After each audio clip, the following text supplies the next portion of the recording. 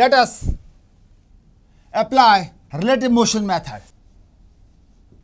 Relative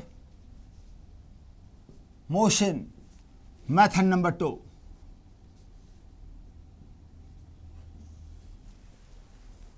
In this method, this rolling body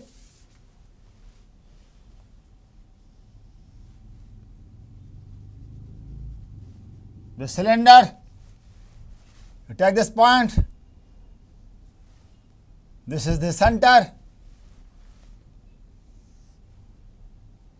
this point P moves with respect to center with the velocity Vpc, that's equal to r into omega. Omega is the angular velocity of the cylinder. This point C moves with velocity v. This is the velocity of the center. When you add these two velocities, velocity of the point P with respect to center is added with the velocity of the center, you are getting the velocity of which point? Point P. Relative motion method, Galilean transformation of velocity. When this point P revolves through an angle theta, or the rigid body rotates through an angle theta, then the angle between this vector Vpc and the vector Vc is given as, let it be phi. Phi is equal to, this is 90 degree and this is 90 minus theta. Therefore, vector A plus vector B equal to A square plus B square plus 2A into B the cos of the angle between these two vectors, square root of this. Vpc is equal to r omega is equal to V for pure rolling, and Vc is also equal to V. So you can just write V square plus V square plus V into cos the phi is equal to 90 minus theta plus 90 degree. We are getting 180 degree minus theta. So substitute phi 180 degree minus theta. So you are getting 2v square, take common 1 minus cos theta, square root of this, and you are getting same answer, 2v sin theta by 2. This is the relative motion approach.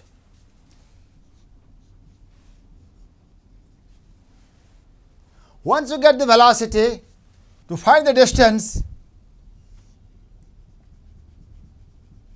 will be easier. Suppose initially the point was here at the origin and it is moving in a curve.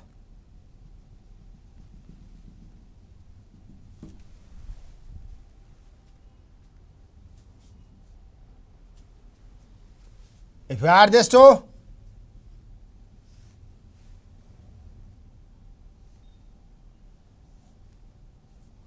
this is the velocity of this point P, and the velocity of the point P must be tangent to the path.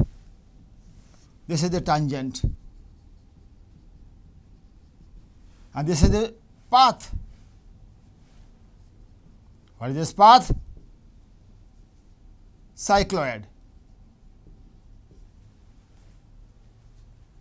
This is the path traced by the point with respect to ground.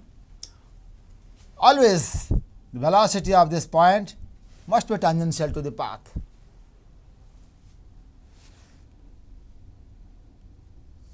When a point moves in a curve, the velocity is always tangential, and the velocity is v.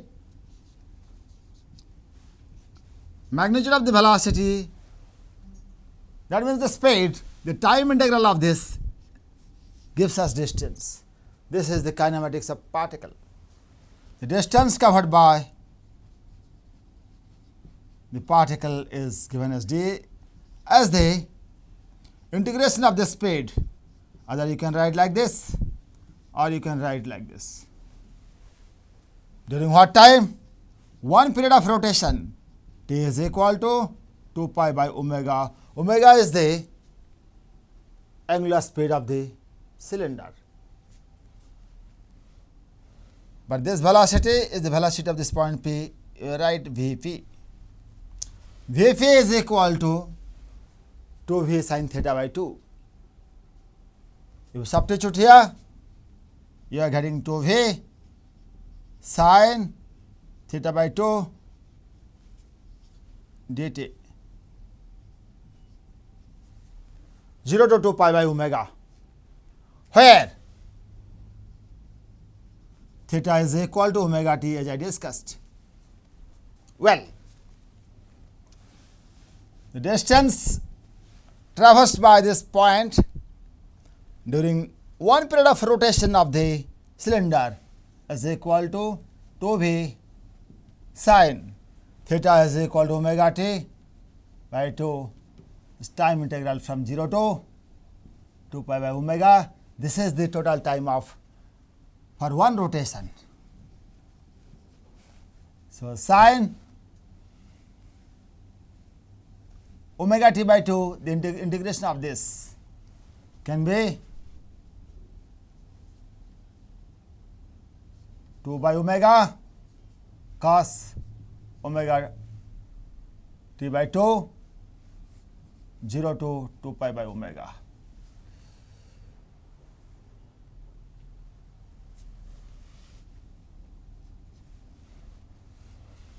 So, we are getting 4v omega is equal to v by r cos omega t is equal to 2 pi by omega by 2 minus cos 0 is equal to 4 v by omega. Omega is equal to v by r for pure rolling, and this will be cos pi, that is minus 1, cos 0 is 1. So, you are getting 8 into r. So, the total distance covered by the point during one period of rotation from here to here, this distance or the length of the path covered during one period of rotation is equal to 8r. Whereas, the displacement of the center of the disk from this point to this point will be equal to how much? Displacement is equal to of the center will be equal to the time integral of the velocity of the center, that is equal to Vc. You take it out because it is a constant quantity into the period of rotation. Vc is equal to V, t is equal to 2 pi by omega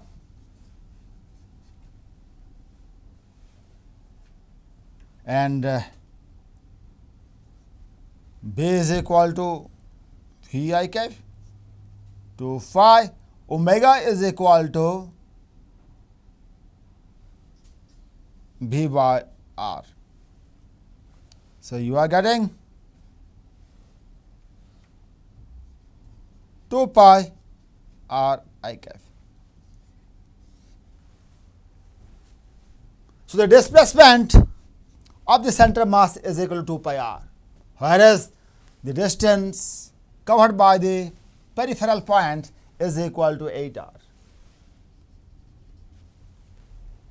So, you got the displacement, you got the distance, you got the velocity of the point as a function of the angular distance theta, and the time, and you got the nature of path, the cycloid. It's a very nice question having all these terms. Of course, you can pull out some couple of more bits like the average velocity, the average speed, and so on. We can of course ask one question here. When the point moves to the horizontal position, how can you calculate its radius of curvature of the path traced by the point? Let us try. Well, let us take another example where the same cylinder or same disc rolls without sliding. You take the point P. When it attains the horizontal diameter, when it lies at the horizontal diameter, this is the point P. It is lying on the horizontal diameter. While doing so, it moves with respect to the center in downward direction, and that is equal to r omega. And the center of mass or the center of the disc will move towards right with velocity v. Therefore, this point will move with a velocity which is equal to the sum of these two velocities according to Galilean transformation of velocity. The lowest position, the lowest point is stationary. Velocity of this point dated by q is equal to 0.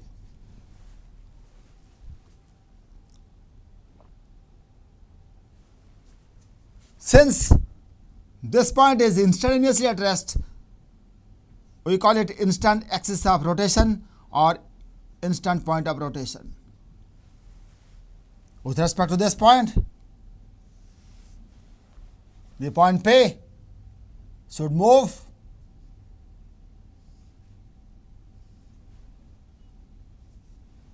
perpendicular to this straight line, and that is possible only when these two vectors BC and BPC will be added. This is BPC and this vector is VC. When these two vectors are added, you are getting the velocity of this point with respect to the ground or with respect to this fixed point, that is the instant axis of rotation, that must be perpendicular to this position vector r. So, this is the line of motion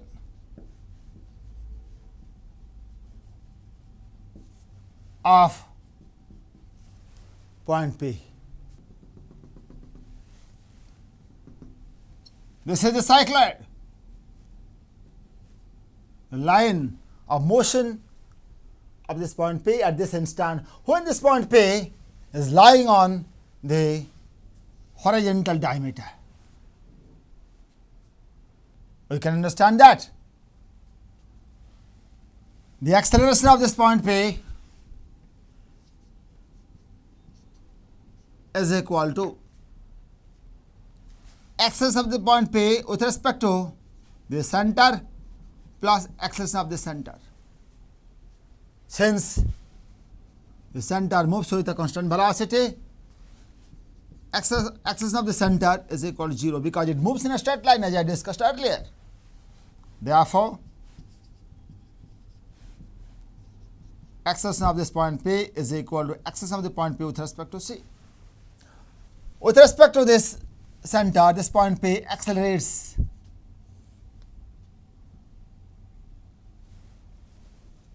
radially in. This point P has some acceleration with respect to the center, that is equal to r omega square in whose direction? Minus I cap direction. This is y, this is x. To find the radius of curvature, we need to find the radius of curvature, we need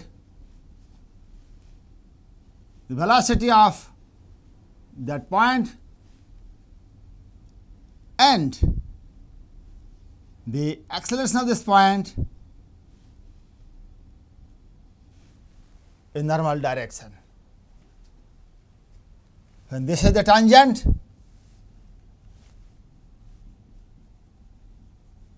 to the path, this must be the normal. This must be the normal. These two tangent and normal must be perpendicular to each other, and this normal direction, the position vector is directed along the outward normal. Well,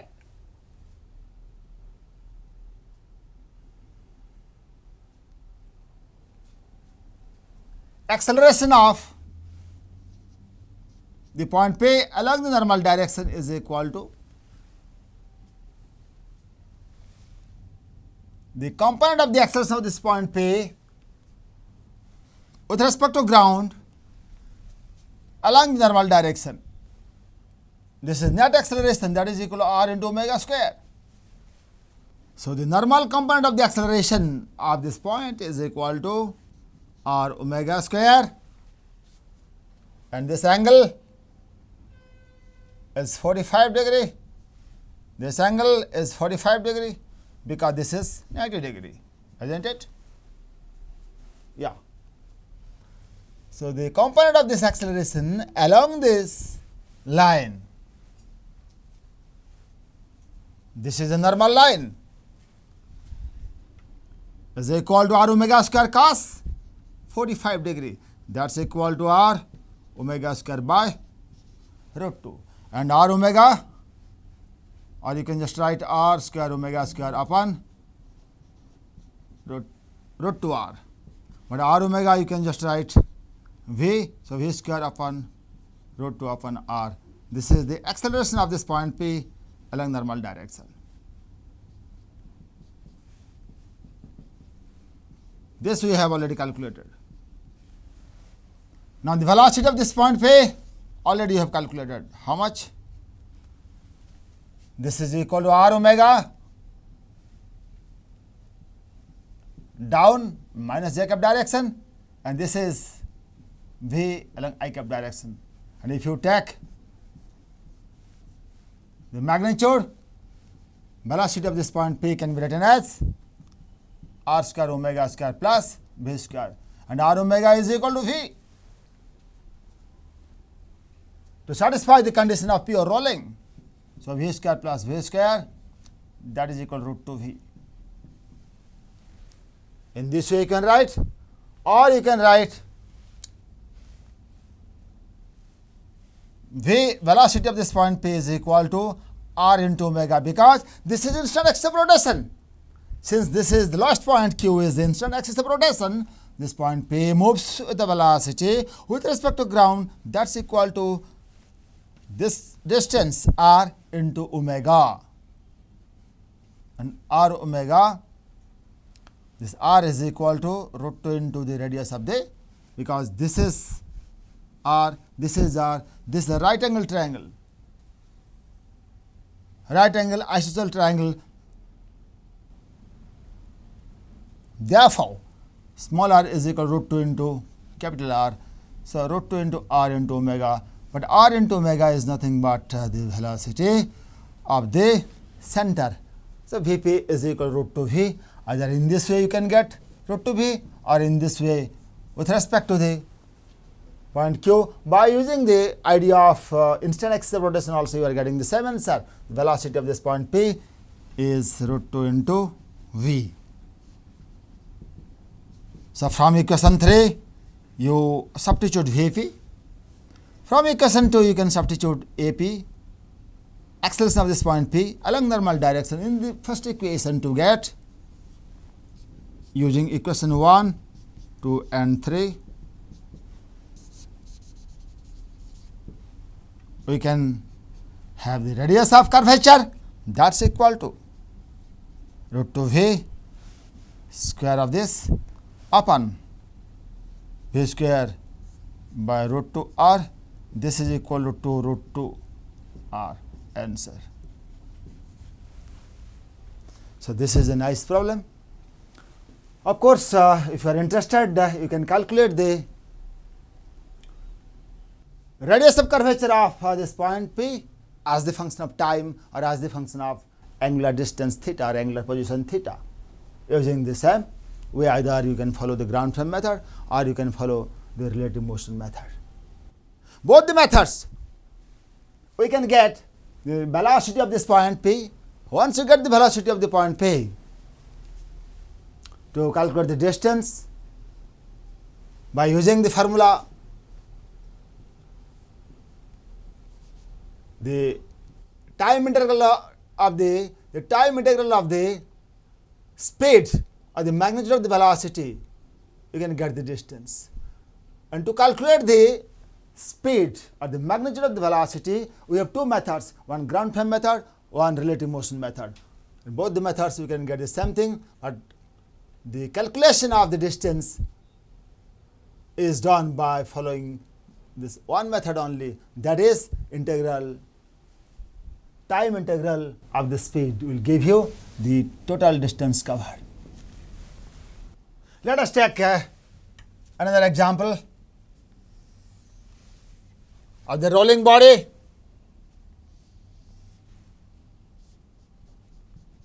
On a horizontal surface.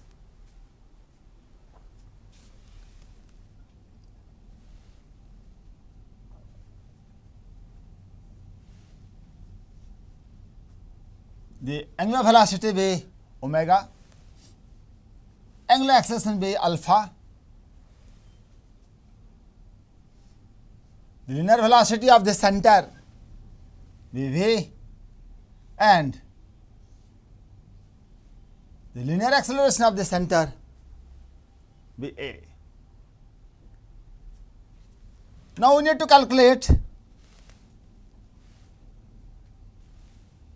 the accelerations of these 4 points on the disk PQ, RS. Find the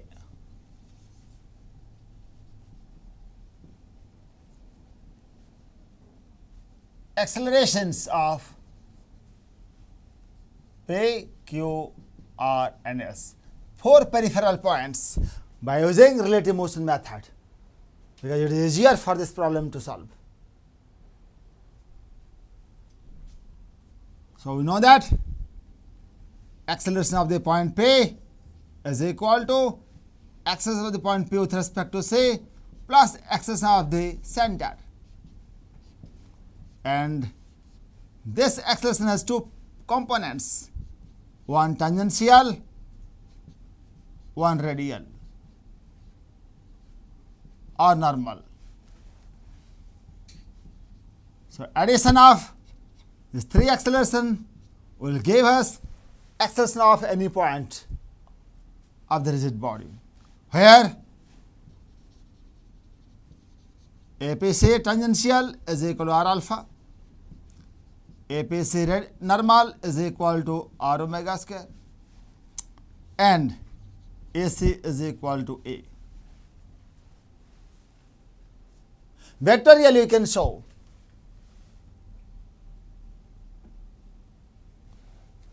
at the lowest position, this is AP say tangential, this is AP say radial, this is AC, that is equal to A. This is equal to R alpha, this is R omega square, this is A. So the net acceleration of this point P is equal to APC tangential is minus R alpha I cap. For normal, R omega square j cap. AC is equal to AI cap. So you are getting A minus R alpha I cap plus R omega square j cap. For pure rolling,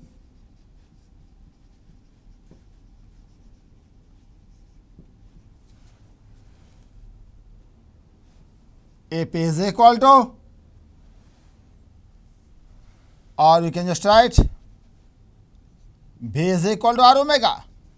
So differentiate both sides with respect to time t once to get dV by dt is equal to R d omega by dt. dV by dt is the what? Acceleration of the center, and d omega by dt is the angular acceleration. So linear acceleration of the center is equal to radius times the angular acceleration of the rigid body. Therefore, A minus R alpha will be equal to 0. Hence, acceleration of this point P is equal to R omega square j cap, but not 0. Whereas, for pure rolling, velocity of this point P is 0. This point P may be stationary at that instant with respect to ground, whereas this is accelerating with respect to ground in upward direction. That's the idea. Acceleration of this point P, the point P doesn't accelerate along the tangential direction or along the horizontal direction. Its acceleration is 0. Whereas this point P has some acceleration along normal direction or along y direction is equal to R omega square up. Or you can write mu square by R up. So it's very important to note that this point P does not move, whereas it accelerates up for pure rolling. Let us calculate the acceleration of this point Q. Acceleration of the point Q with respect to C along tangential direction is R alpha, along radial direction is R omega square, and acceleration of the C is equal to A. Therefore, AQ is equal to AQC tangential plus AQC normal plus or radial plus AC. This is equal to R alpha j cap, R alpha j cap. This is equal to R omega square I cap, R omega square I cap, and AC is equal to how much? AI cap. Group it. So R omega square plus A I cap plus R alpha j cap. Similarly, acceleration of R. This is the acceleration of R with respect to the center along tangential direction, that is R alpha. Acceleration of R with respect to the center along radial direction, that's R omega square, and the center of mass or center of the disk acceleration of this is A. Therefore, the point R accelerates with R alpha plus A I cap plus R omega square minus j cap, because acceleration of R is equal to ARC tangential plus ARC normal following the same idea plus AC. AR से tangential is R alpha I cap. AR से normal is R omega square downward minus J cap, and AC is equal to AI cap. So vectorially summing all these vectors up, we are getting R alpha plus A I cap minus R omega square J cap. But we know that A is equal to R alpha for pure rolling. A is equal to R alpha for pure rolling. Therefore, this point R accelerates with an acceleration 2A I cap plus R omega square J cap. Omega is equal to alpha into T. Alpha is equal to A by R into T. Therefore, you can just write AR is equal to 2A I cap plus 2 A square plus S square by R square into T square J cap. In terms of the acceleration of the center of mass or center of the disk, we can calculate the acceleration of the all peripheral points. And acceleration of the point Q, omega is equal to alpha into T. Alpha is equal to A by R. So omega is equal to A by R into T. So I can just write A square by R square into T square plus A I cap plus R alpha. I can write A. R alpha is equal to A. So you can just write A J cap. So R will be getting cancelled. You can just write A square T square, A square T square by R plus A I cap plus A J cap. This is the acceleration of the point Q. Answer. Or you can just write V is equal to AT. So V square equal to A square T square by R J cap. In terms of the acceleration of the center and the time, we got the acceleration of the point P, acceleration of the point Q, acceleration of the point R, and similarly you can calculate the acceleration of the point S, which has the acceleration with respect to the center of mass or center is equal to R alpha down, and acceleration of S with respect to center in radial direction. There is tangential, this is radial, or normal, this is R omega square, and bring the acceleration of the center to this point, AC is equal to A. Therefore, the total acceleration of the point S, the total acceleration of this point S is equal to, the total acceleration of the point S is equal to XC tangential plus SC radial or normal plus AS AC. This is equal to R alpha minus J cap. This is equal to R omega square minus I cap, and AC is equal to AI cap. Therefore, we can write A minus R omega square I cap minus R alpha J cap. Omega is equal to V by R.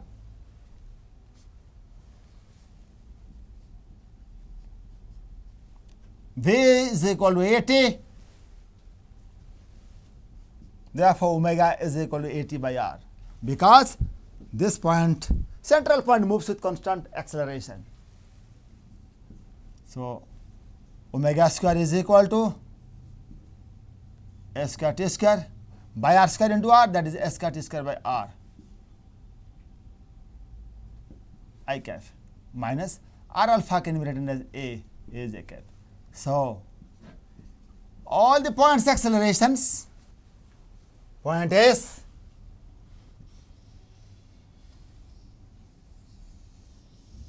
point Q, point R, and point P. Accelerations of all points we calculated by using the relative motion method in terms of the acceleration of the center and the time.